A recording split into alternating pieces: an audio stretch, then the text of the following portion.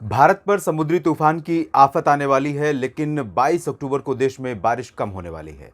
नमस्कार, स्वागत है आपका मौसम तक चैनल पर। मैं हूं देवेंद्र त्रिपाठी। अगले 24 घंटों के दौरान यानी 22 अक्टूबर को देश भर में कैसा रहेगा मौसम का मिजाज और क्या है इस समय कंडीशन संभावित साइक्लोनिक स्टॉर्म सितरंग की, इसकी बात करेंगे नेशनल वेदर बुलेटिन में। इस समय सैटेलाइट तस्वीरों को आप देखकर अंदाजा लगा सकते हैं कि आज कुछ इलाकों में, मध्य भारत में, खासतौर पर महाराष्ट्र में और दक्षिण भारत के राज्यों में एज यूजुअल बारिश जारी रहेगी। और साथ ही साथ बंगाल की खाड़ी और अरब सागर के बीच का जो दक्षिणी पूर्वी हिस्सा ये है और दक्षिण पूर्व से लेकर दक्षिण पश्चिमी बंगाल की खाड़ी का हिस्सा है, इन भागों पर लगातार बादलों का प्रभाव बढ़ रहा है।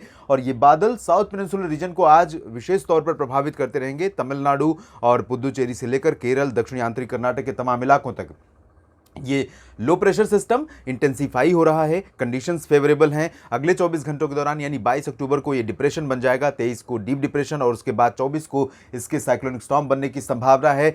मेट डिपार्टमेंट ने इसके ट्रैक के बारे में लगभग क्लियर कर दिया है और बाकी जो मॉडल्स हैं दुनिया के बाकी मौसम एजेंसीज के, वो भी यही इंडिकेट कर रहे हैं कि ये उत्तर पश्चिमी दिशा में बढ़ने के बाद ओडिशा के तटों के करीब पहुंचेगा और उसके बाद रिकर्व करेगा। ओडिशा के तटों के पास पहुंचने के बाद ये रिकर्व करेगा।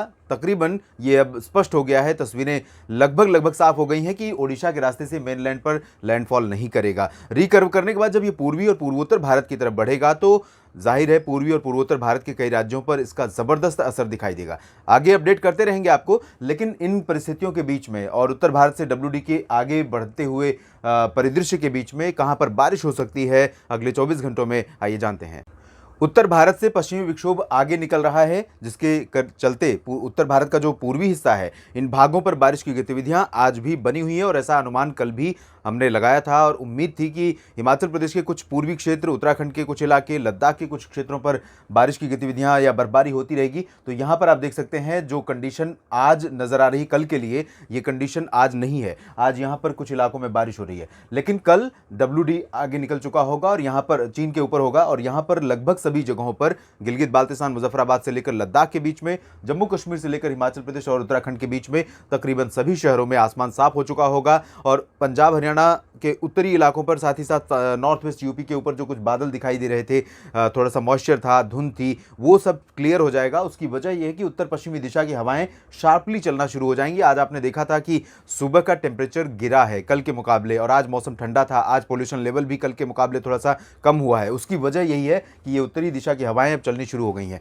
अगले 2-3 दिनों तक इन हवाओं का असर रहेगा। तो पंजाब में लुधियाना, पटियाला से लेकर अमृतसर, तरन और पूरब में अगर हम बात करें इधर हरियाणा की, तो पंचकुला, चंडीगढ़, अंबाला से लेकर करनाल, कुरुक्षेत्र और हिसार, सिरसा, रोहतक, करनाल, इन सभी जगहों पर ड्राई वेदर रहेगा। उत्तर पश्चिमी शुष्क हवाओं का असर रहेगा। आसमान साफ, मौसम शुष्क होने के चलते माफ कीजिएगा, दिन का तापमान थोड़ा सा बढ़ सकता है, मिनिमम टेम्परेचर में गिरावट आएगी। तो रात में और सुबह के समय सर्दी बढ़ने वाली है। थोड़ा सा एहतियात बरतें, बचाव करें, नहीं तो कई बार ये सर्दी की लापरवाही कई बार काफ़ी परेशान कर देती है। राजस्थान में भी सभी जगहों पर मौसम मुख्यतः साफ और शुष्क रहेगा और उत्तर प्रदेश में पूर्वी इलाकों से लेकर पश्चिमी इलाकों तक सभी शहरों में, चाहे वो आगरा हो, अलीगढ़ हो, मेरठ, मुरादाबाद, सहारनपुर, लखनऊ, कानपुर या फिर अयोध्या, प्रयागराज और जौनपुर, प्रतापगढ़ से लेकर वाराणसी, गोरखपुर का हिस्सा हो, सभी जगहों पर शुष्क मौसम रहेगा। बिहार में भी शुष्क मौसम रहेगा। झारखंड, पश्चिम बंगाल और उप हिमालय पश्चिम बंगाल में भी शुष्क मौसम, सिक्किम में भी शुष्क मौसम की संभावना है। लेकिन पश्चिम बंगाल का जो गंगीय क्षेत्र है,